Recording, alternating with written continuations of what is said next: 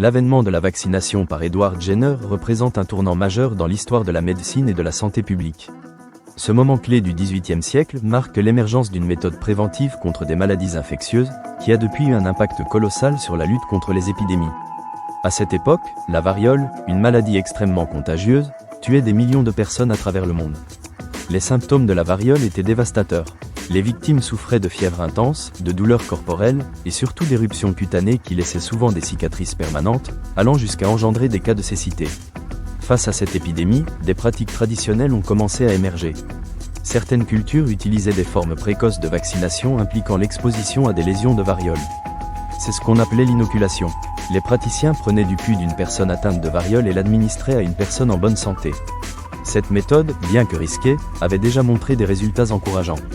Edward Jenner, médecin de campagne anglais né en 1749, observe le travail de fermiers et de laitières.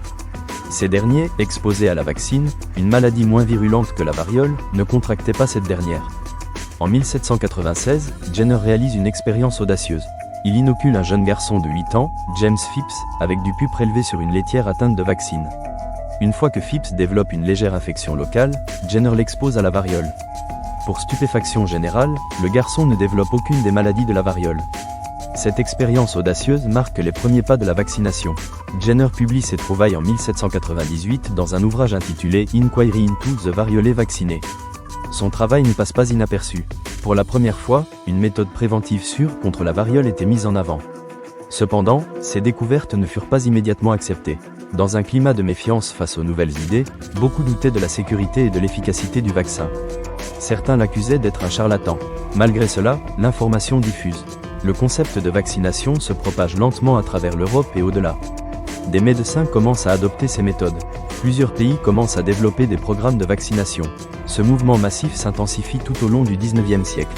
La vaccination devient alors une obligation dans certains pays, et des campagnes de sensibilisation sont mises en place sur l'importance de la prévention des maladies. Le succès de la vaccination de Jenner a contribué à de nouvelles avancées scientifiques. Les méthodes de vaccination évolueront avec le temps.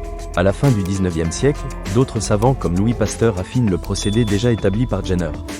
Pasteur développe des vaccins contre d'autres maladies, comme la rage ou le choléra. Cette évolution ouvre la voie à des découvertes majeures et à l'émergence de la microbiologie moderne.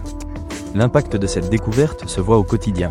Au XXe siècle, les efforts de vaccination entraînent une réduction drastique des cas de variole dans le monde. En 1980, l'Organisation mondiale de la santé déclare la variole éradiquée. Ce succès est un modèle de ce que peut offrir la vaccination en matière de santé publique. La stratégie de Jenner aura dissuadé nombre de maladies infectieuses. Cependant, l'avènement de la vaccination par Edward Jenner n'a pas été un parcours sans embûches. Au fil des siècles, divers mouvements anti-vaccination ont émergé. Ils reposent sur des craintes infondées, des théories conspirationnistes et une mauvaise compréhension des méthodes scientifiques. Ce phénomène a conduit à des mouvements de méfiance persistants, souvent ravivés par des crises sanitaires ou des allégations pseudo-scientifiques. La controverse moderne concernant les vaccins, notamment ici en ce qui concerne certains vaccins associés à l'autisme, illustre cette défiance. En dépit de ces obstacles, l'impact positif de la vaccination est indéniable. La science a prouvé maintes fois l'efficacité et la sécurité des vaccins. Ils sont des outils essentiels pour protéger non seulement les individus, mais également les communautés. L'exemple de la lutte contre la polio en est une illustration éclatante. Grâce à des programmes de vaccination systématiques, la polio a été presque éradiquée dans de nombreuses régions du monde. La vaccination est également liée à des concepts plus larges, tels que l'immunité collective. Cette notion repose sur l'idée que si une proportion suffisante d'une population est immunisée contre une maladie, la transmission de cette maladie est largement inhibée.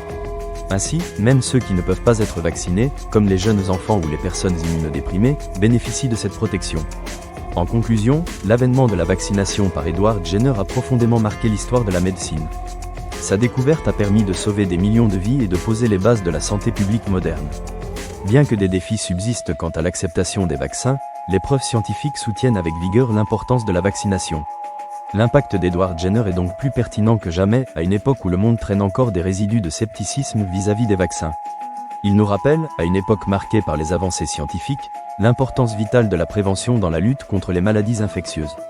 Dans cette lutte perpétuelle pour la santé humaine, les leçons du passé redéfinissent notre avenir.